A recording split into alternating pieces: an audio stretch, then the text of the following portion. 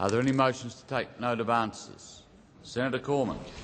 Thank you, Mr. Deputy President. I move that the Senate take note of the answer given by Senator Ludwig in response to my question about the Rudd government's intentions in relation to the $100 million budget cut on chemotherapy treatment.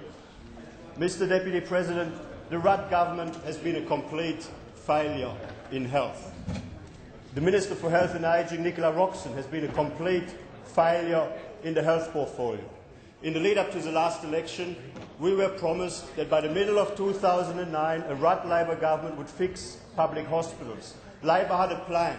The buck would stop with the Prime Minister. He was going to work with the states. And he had learned his mistakes of the past, or Labour's mistakes from the past, and was no longer going to go after people with private health insurance. But what have we had? What have we had? We've had a 20-month review. We now have a review into the review, and we're going to have a bureaucratic process on the never trying to come up with a possible way forward in the health portfolio. The Minister is completely out of her depth. She hasn't got a clue as to what she should do to even improve our public hospitals in Australia moving forward. Now, but then what have we got on the other side? We've got a government that's spending billions and billions of dollars, borrowing money to give it away, but vulnerable cancer patients are being asked to pay the price for Labour's reckless spending. The budget measure that I asked Senator Ludwig about was first listed in the budget in May 2008, 15 months ago.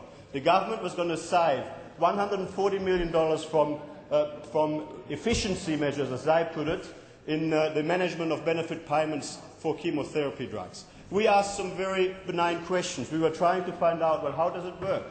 How are you going to achieve the savings? Who will miss out? How will it work in practice? And the answer I got about 12 months ago was, it's still a way off. We're still working through the detail. We're going to work with stakeholders. We will let you know when we get a bit closer to the time.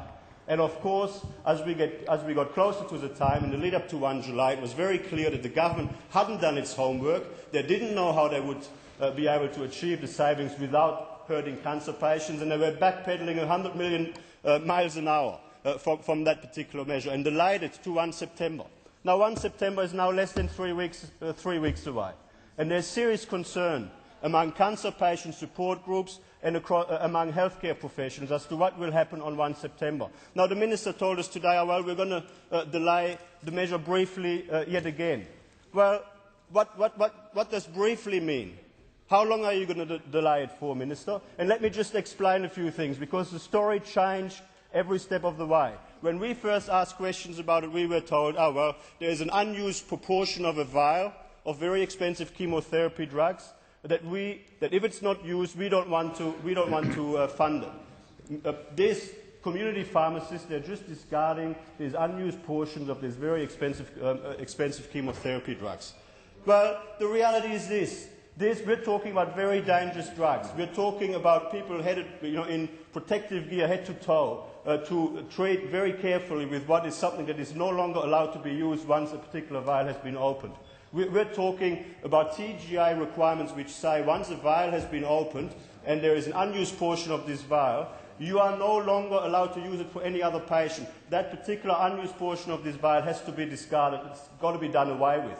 So then the government changed its story. It said, there's pharmacists out there who are discarding whole, unopened vials. What a joke. When I asked, how many community pharmacists do that? How many, what are your figures? What is your modelling?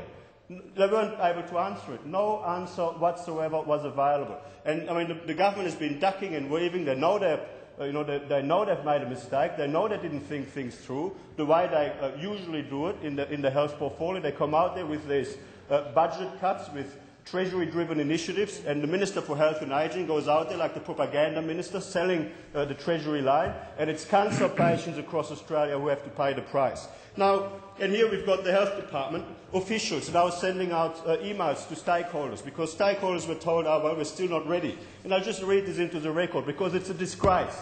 Because stakeholders are now being made responsible for the government's complete failure on this measure.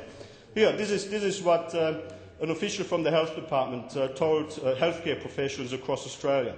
Without further cooperation from stakeholders, some of the proposed ways forward are not feasible. Well, why didn't you speak to stakeholders before you put this measure into the budget?